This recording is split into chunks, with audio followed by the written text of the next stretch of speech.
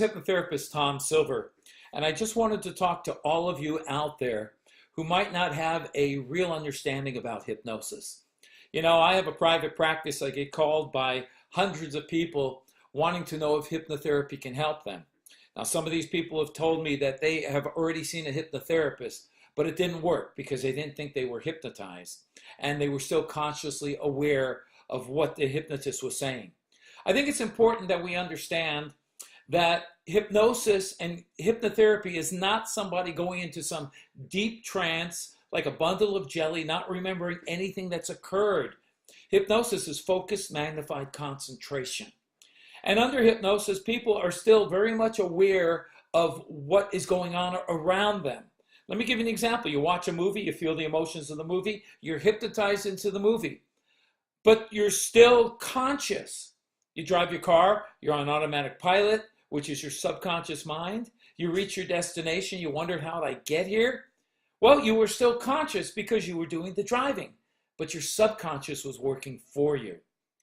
People watching sports events, emotionally involved in the sports game, yelling at an athlete on a TV set that can't hear him, they're in a hypersuggestible state of hypnosis. You put your cell phone down in your house, and now all of a sudden now you're calling and trying to find your cell phone because you became a little bit what we call absent-minded. You experienced a little amnesia. You forgot where you put your phone. That's a form of hypnosis.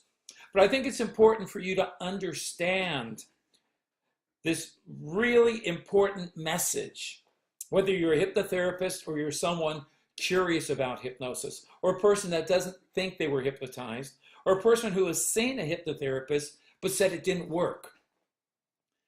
One important aspect of hypnosis is not just the subconscious reprogramming, not just removing and deleting those old negative emotional or habit files and replacing them.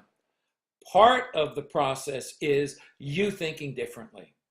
You giving yourself the right positive messages, the right positive thoughts, the right positive auto-suggestions. This is really important.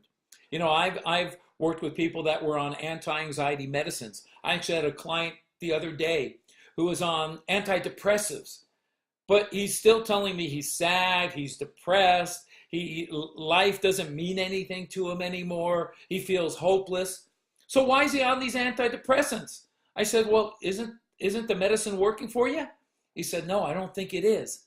What's not working for him is he continues to think negative. He continues to think depressive thoughts.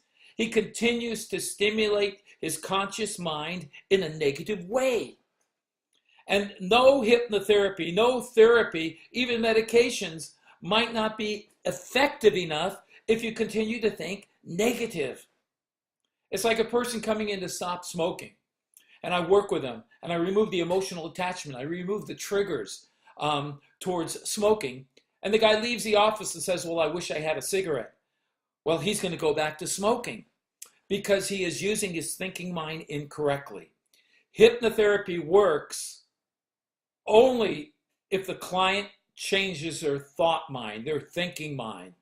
And if you continue to think negative thoughts, negative overreactive imagination, no hypnotherapy or other therapies are going to work for you. Therefore, it's important to also teach people how to think positive and stop the automatic thought process of negative thinking. I want you to think about that. I'm Tom Silver, clinical hypnotherapist, certified hypnotherapist. If you're interested in learning hypnotherapy, I do private trainings. You can contact me at my website,